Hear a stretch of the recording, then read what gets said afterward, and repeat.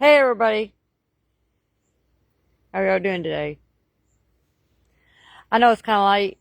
I've been doing a lot of work. I had to work, do some stuff, trying to get stuff done so that I can get ready to go on my trip. It's been rough. I just don't know about this spiritual warfare business that's been going on. We've had some, yesterday, we had some stuff going on too. It's been getting warm, and all the air conditioners seem to decide they want to die at the same time. I don't know. Anyway, we'll figure it out. Uh,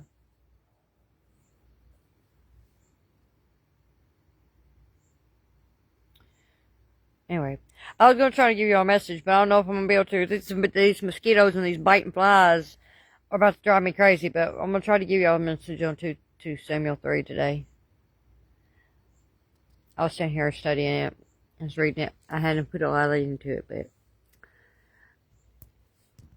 we'll see how it goes. So, this chapter, as you remember, in the last chapter, we had David and Saul's dead, and David's supposed to be king, but Abner, he decides he's going to try to install Ishbosheth as king. So David has to go to Hebron, and he's ruling in Hebron. It splits the kingdom pretty much is what it does. And David is ruling in Judah, ruling over the southern half, and then Ishbosheth is over Israel, which is the northern half. And he's like a puppet king, because he does whatever Abner wants him to do, pretty much. I mean, but at first, but there's this incident that happens, and first off in this chapter, this says that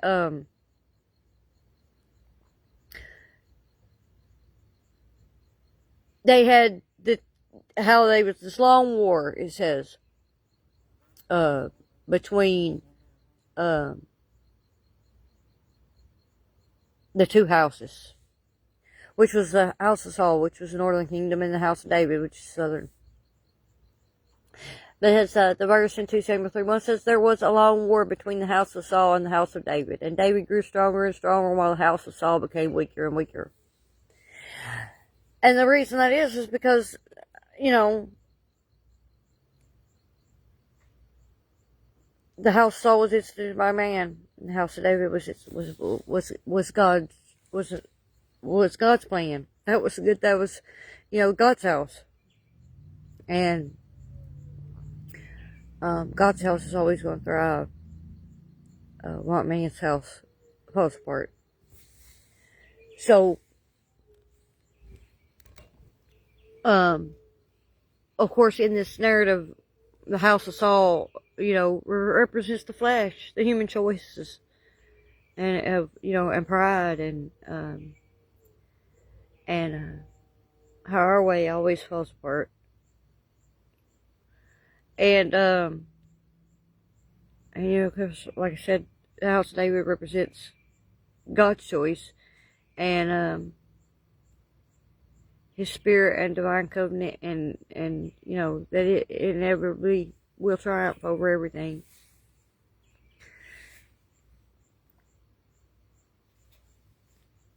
So we see in this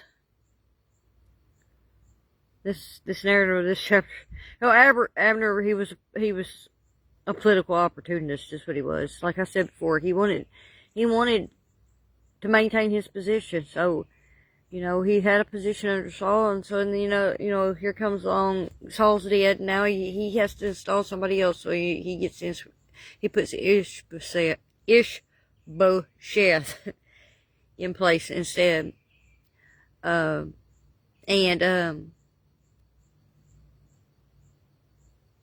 This incident happens, though, because Abner not only was a political opportunist, but obviously was an opportunist of another kind, because he wound up and he slept with one of Saul's concubines. And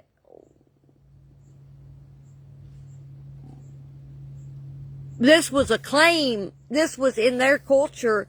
This was like he was laying claim to the throne. He just helped install Ishbosheth on the throne, and then he goes and he sleeps with his concubine, and then so that's just seen as a challenge to the king that he's just installed, or just helped bring to power. And so Ishbosheth confronts him, and in this confrontation, Abner flies into this rage, and Abner is just beside himself in rage that he would be accused, or that Ishbosheth is confronting him about this. And he pretty much says, look what I've done for you. And then, you're gonna act like this with me, and you ain't even supposed to be on the throne anyway. David's supposed to be on the throne.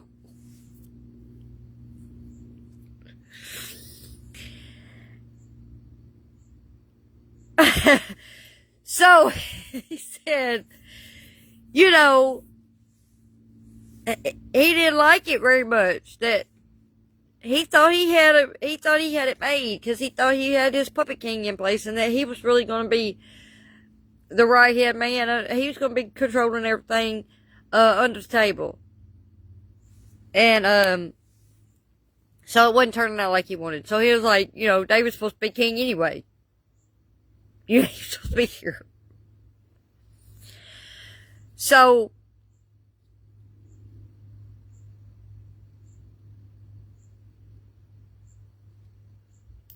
it was all about himself. He wasn't about, he's like, I always knew that God was going to put David on the throne anyway, so he tries to make it look like he's in the right about stuff, but he's just trying to serve his own self.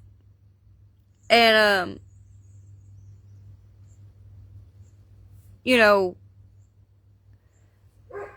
it's just about him. It's not about God. It's not about David. Not about anything. He's just trying to maneuver and do whatever he can for his own selfish ambition.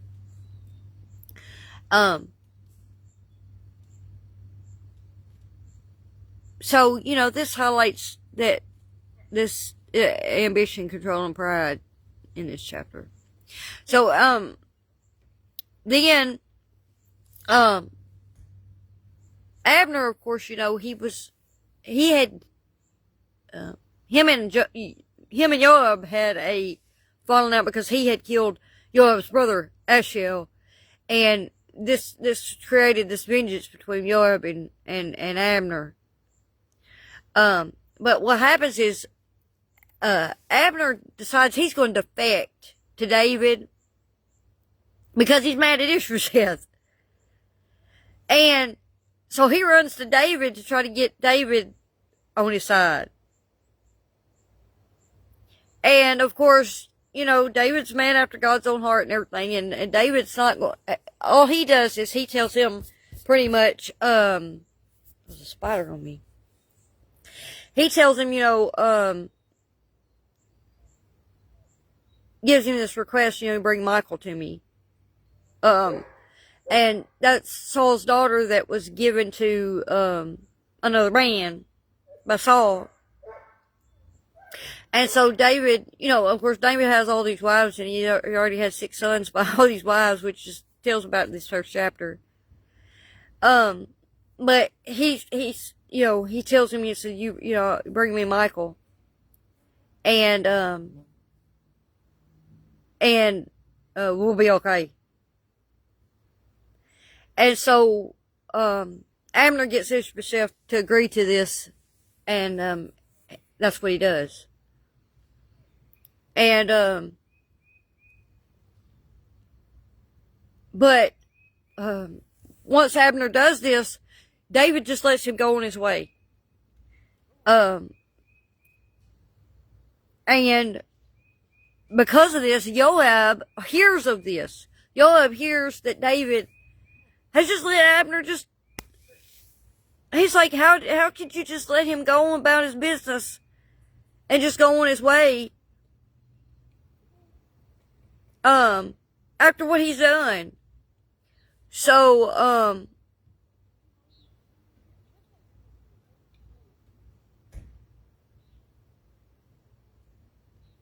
Joab winds up and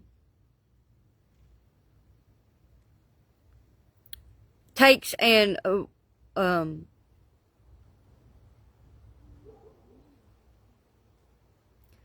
sends these messengers to go get him and bring him back to David.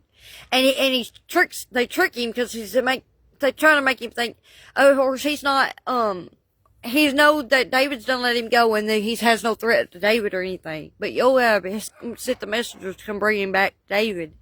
And as when they bring him back, Joab takes him aside, and acts like he's just going to have this peaceful conversation with him.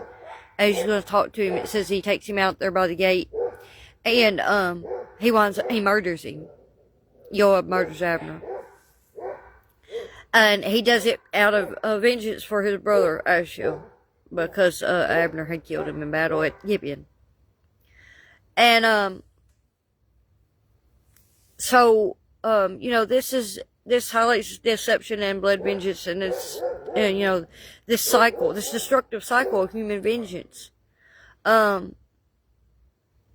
But what happens afterwards is, David grieves for, Abner. And, but David says, he wants to show that this is not, he did not do this, that it was Joab that did this. And it was not under his hand that this happened. He said that, let this guilt not, that the guilt was not on his hands, that he did not order this, he did not sanction this, that this was Joab's doing. And so, the people see that, what type of king they have. They see that David is sorrowful that Abner is dead.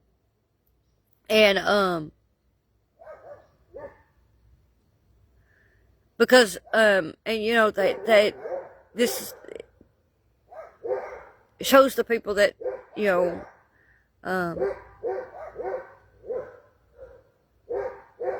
that he's different than what's been, what they've had before. So, in this chapter demonstrates how God fulfills his promises despite human corruption. God promised David the throne in 1 Samuel 16, but in 2 Samuel 3 shows this messy, violent reality of transitioning in and into that promise. And it highlights a recurring biblical truth that God uses imperfect, fractured history to bring about his perfect will.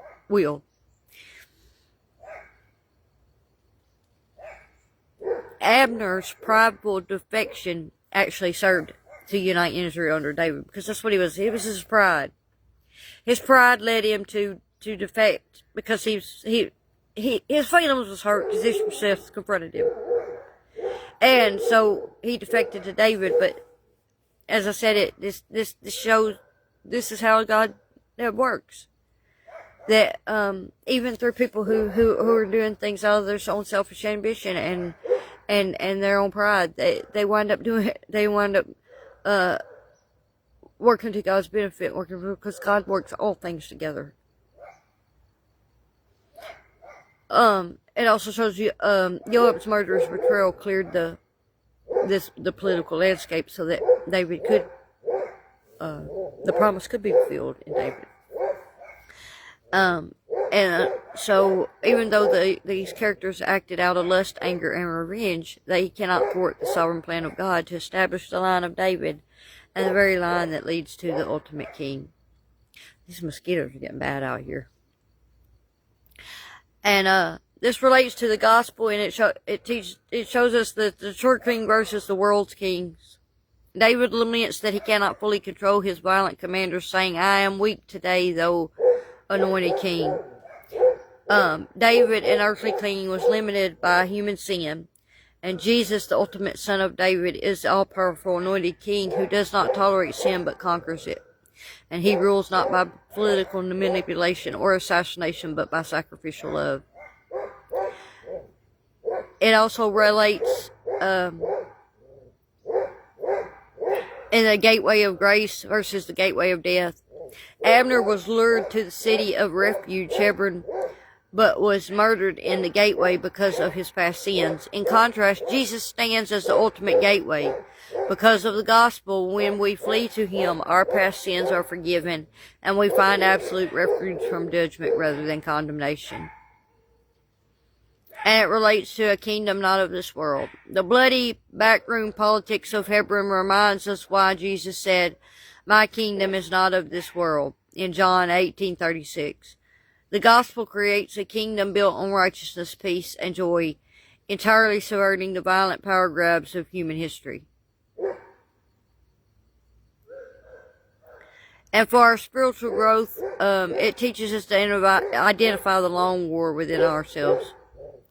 Just as there was this long war between the house of Saul and David, there's a lifelong war within every believer between the flesh and the spirit.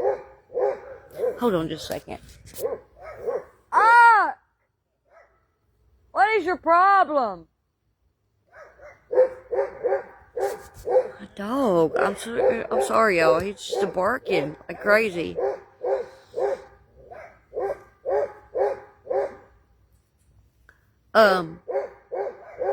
Daily surrender ensures that our flesh, which is the house of Saul, grows weaker and weaker, while our spirit, the house of David, grows stronger and stronger. It also teaches us to beware of this Abner-style obedience. Abner knew God's will, but he only aligned himself when his own ego was bruised.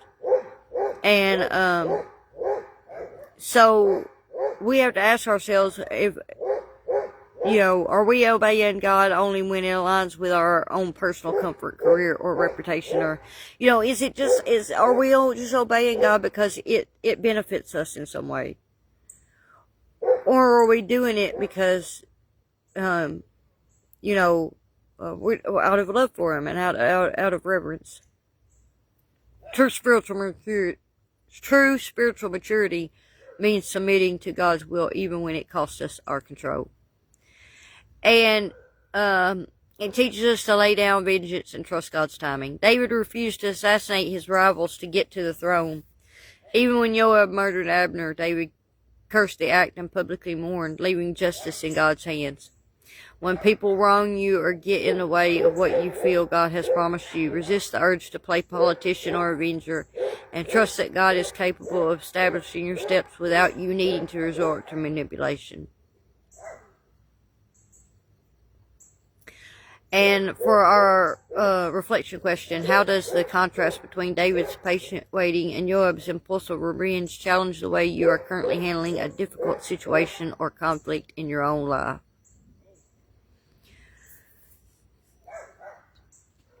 I can say, for me, the past 2 weeks have been a difficult situation for me. But I've handled it by knowing that, my obedience, and I'm going to be uncomfortable.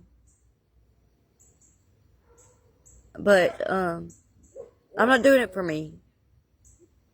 I do it for Him, and I do it because I love the Lord. And I'm gonna, whatever,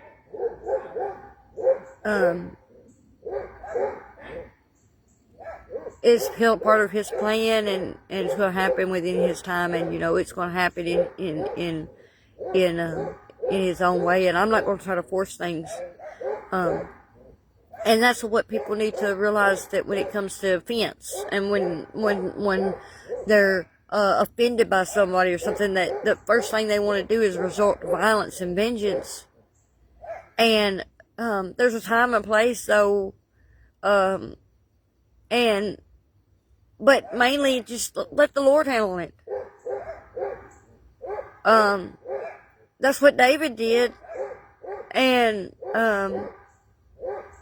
of course, Joab took matters in his own hands. So David was blessed, and Joab was the one that was that had the guilt on his hands, because he's the one that, if he would have done what David did, the guilt would have passed to someone else.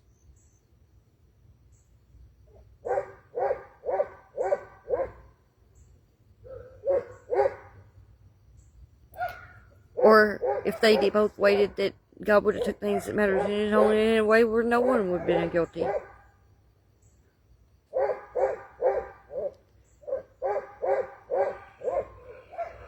So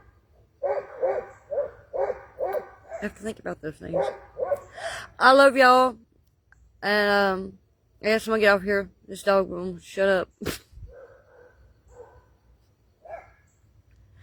The devil can work through the dog too, to try to thwart things and try to make you distracted. That's all it is distractions. Trying to throw me off my game. It's been this way for 2 weeks. And I don't think it's going to let up until I get on that bus. That's what I said earlier. And it may get worse after I get on the bus. Who knows? I don't know. But I know the Lord's going to be with me no matter what happens. So, see. I love y'all. See y'all later.